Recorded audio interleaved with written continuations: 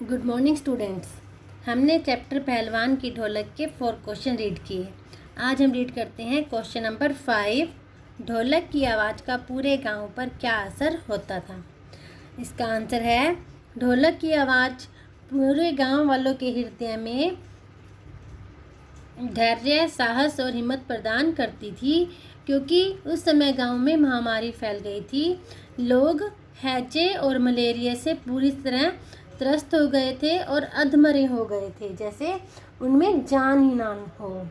उस समय वह ढोलक की आवाज़ उनके हृदय में संजीवनी शक्ति प्रदान करती थी, मतलब जीवन जीने की उमंग प्रदान करती थी।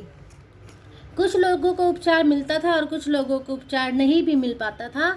ऐसे सब लोग रात के समय जब ढोलक की आवाज़ बजती थी तो उन्हें वही दंगल का दृश्य याद आता था, जहाँ पर पहलवान सिंह, वो जो लुट्टन सिंह था, उसने ना सीखते हुए भी, उसे आता नहीं था पहलवानी, फिर भी उसने चांद सिंह को हरा दिया था। इसी प्रकार ये लोग भी बीमारी से थके हुए थे, फिर भी वे एक तरह से वह ढोलक की आवाज़ उनका बीमारी के प्रति चुनौती पैदा करती थी, क्योंकि रात्रि के अंधकार में सिर्फ वह ढोलक की आवाज़ ही वहाँ पर सुनाई देती थी और इसे सुनकर लोगों के मन में जीवन जीने की उमंग पैदा हो जाती थी। Question number 6। महामारी फैलने के बाद गांव में सूर्योदय और सूर्यास्त के दृश्य में क्या अंतर होता था। जब गांव में महामारी फैल गई थी तो गांव के लोग सूर्योदय होते ही, मतलब सूर्य उगते ही और दिन होते ही रोते चिल्लाते व दुखी होते हुए अपने घरों से निकलते थे और महामारी की भेंट चढ़ चुके, मतलब जो उनके पड़ोसी हैं, जिनके मतलब महामारी के कारण मौत हो जाती थी, उन लोगों के घर जाकर गांव वाले धैर्य प्रदान करते थे, उनका हौसला बढ़ाते थे। और जिस माँ का बच्चा मलेरिया व हैजे का शिकार हो जाता, या किसी का पति मर जाता, या किसी के घर किसी और की मृत्यु हो जाती, तो गांव वाले उसके परिवार के लोगों को जाकर धैर्य बंधवाते थे। और अगर घर में कोई मर गया है, मुर्दा है, तो उसे बिना कफन के ही नदी में भेंट चढ़ा दिया करते थे। और सूर्यास्त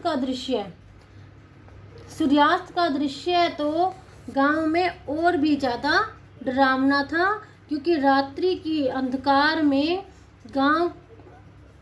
गांव के ऊपर वह अपना साम्राज्य स्थापित कर लेता था। सब तरफ सन्नाटा छा जाता था। गांव के लोग भयभीत होकर अपनी अपनी झोपड़ियों में घुस जाते थे। रात्रि के इस गहन अंधकार में भी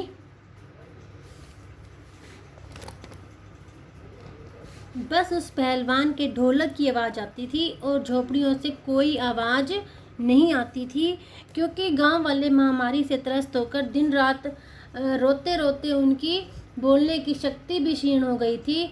अगर किसी माँ का बेटा उसके पास मर रहा होता तो उसकी माँ में इतना साहस नहीं होता कि वह अंतिम बार अपने बेटे को बेटा कहकर पुकार सके।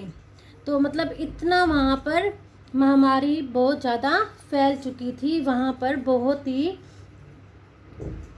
लोगों के दिल में जीने की आशा ख़त्म हो गई थी और बस पहलवान की ढोलक की एक उस रात्रि के अंधकार को चुनौती देती रहती थी और उनकी शक्तिहीन मांसपेशियों में, शिराओं में बिजली सी दौड़ जाती थी। Question number 7। कुश्ती या दंगल पहले लोगों और राजाओं का प्रिय शौक हुआ करता था। पहलवानों को राजा एवं लोगों के द्वारा विशेष सम्मान दिया जाता था। अब ऐसी स्थिति क्यों नहीं है। पार्ट 1। अब ऐसी स्थिति क्यों नहीं।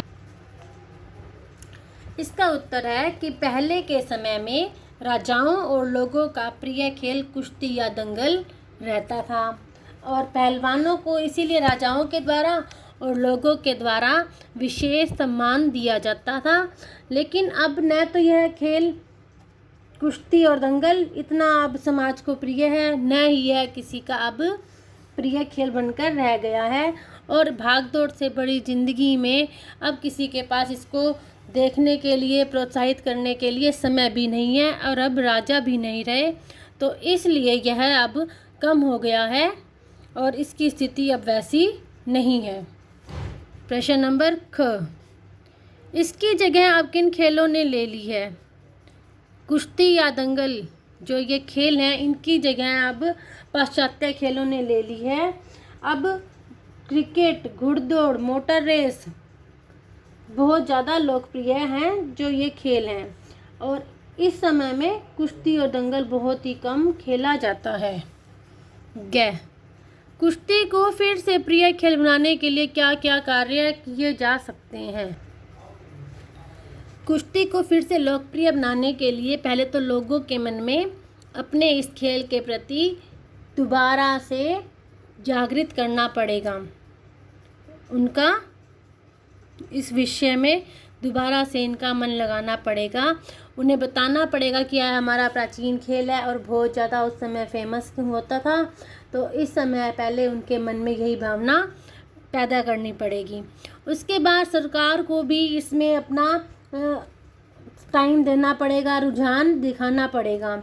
और इसके बाद मीडिया, क्योंकि आजकल सोशल मीडिया भी बहुत ज़्यादा अपने हर कार्य में आगे रहता है, तो उसको भी इनके साथ मिश्रित करना पड़ेगा। और पहलवानों को फिर से